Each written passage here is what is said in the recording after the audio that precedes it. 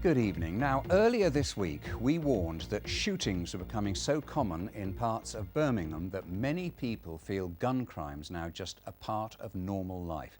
They want to know what's being done about the spike in violence, and tonight we're going to get some answers. In a moment, I'll be talking to one of West Midlands Police's most senior officers. But first, today began with direct action against 3 members of the same Birmingham family whose involvement in gun crime has led to them being banned from the area of the city where they live. Elizabeth Glinker reports. Damon Bishton, his brothers Daryl and Robert, and friend Simeon Watson, all convicted in the past and now the subject of a gang injunction after being linked to dozens of violent clashes. So, what do these injunctions actually entail? Well, they take 3 parts. Firstly, that the men must not engage in any threatening or intimidating behaviour. Secondly, an exclusion zone, which means they must stay out of large parts of Ladywood and the wider Edgbaston area, including here at the reservoir. And thirdly, that they must not congregate in groups. If they do any of those things, then they could face immediate arrest. Police haven't confirmed it, but it's understood the men have links to the Burger Boys, the violent Birmingham gang which became notorious in the 80s and 90s.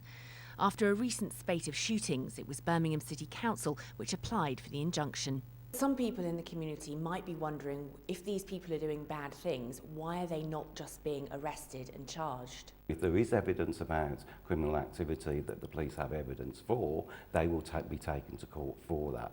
These orders are about protecting our communities, protecting those individuals that have suffered as a result of the behaviour of these individuals. People living in the area gave their reaction to the news. Something needs to be done, but it's a question of how you're going to monitor whether or not it's actually working.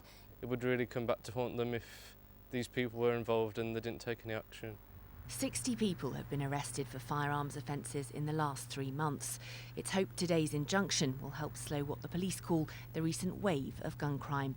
Elizabeth Glinker, BBC Midlands Today, Birmingham.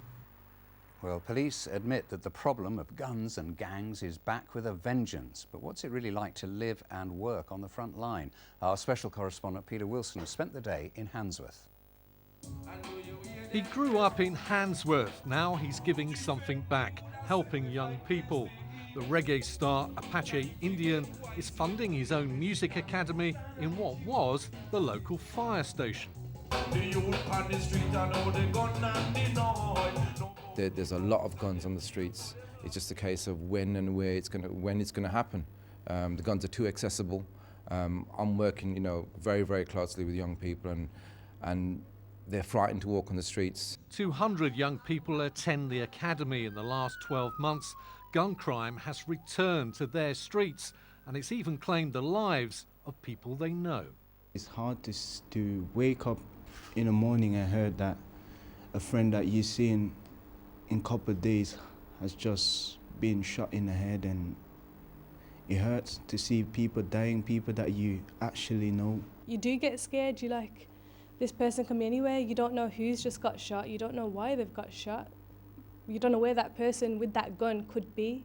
The local police station is already closed to the public. In 2 years, it will shut for good.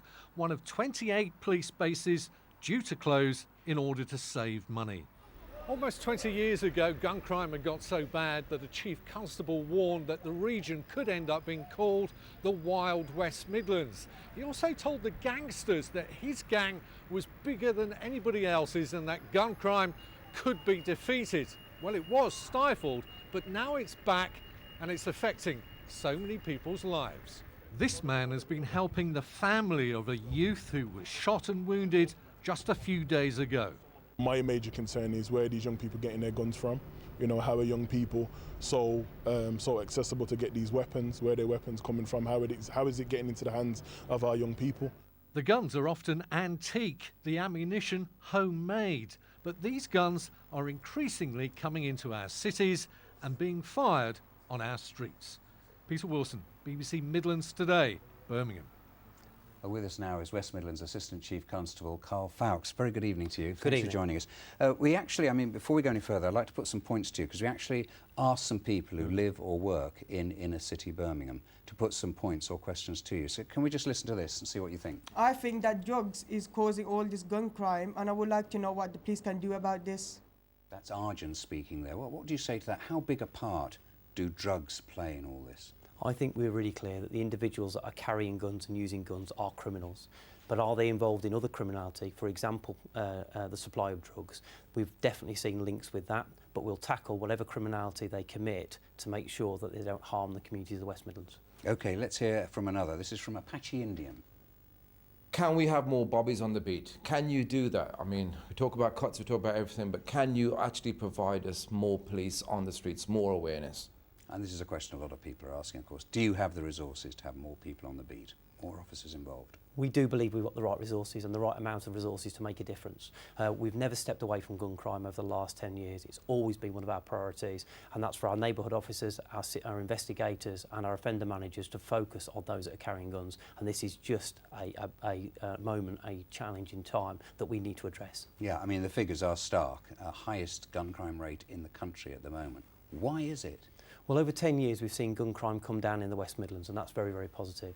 But what we've seen since October is a rise in gun crime. Hence October to November was horrendous, wasn't it? 2 dead, 9 injured.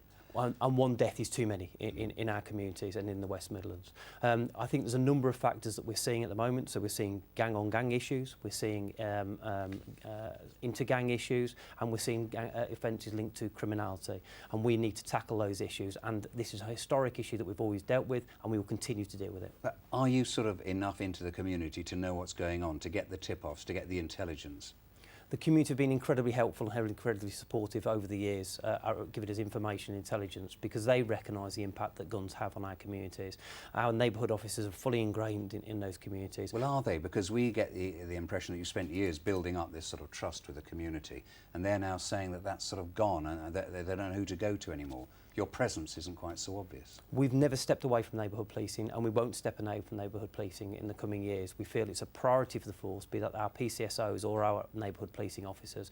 But I would encourage members of the community, people that know who are carrying these firearms, family, friends, you could save a life, so come to us, tell us what the information you've got, and let us act. I mean, another issue that people raise is the fact that guns seem so easily available. I think there is probably a view that the guns are more easily available than they actually are. But are we seeing more guns at this moment in time than we have over the last 12 or 18 months? We definitely are. Hence our current focus on making sure that we find those individuals that are carrying guns, that are supplying guns and using guns, and take them off the streets and put them through the criminal justice system. Can you get a grip on this? We think we can, and we've already demonstrated that. So some of the successes, we've already recovered 23 firearms, we've arrested 60 people. Even yesterday, we've charged another 3 people with possession of 2 shotguns. So absolutely, we have the right people and the right resources to do it. Mr. Fowkes, thank you very much. Thank you very much. Please don't send me back there. That's the plea from an elderly patient who spent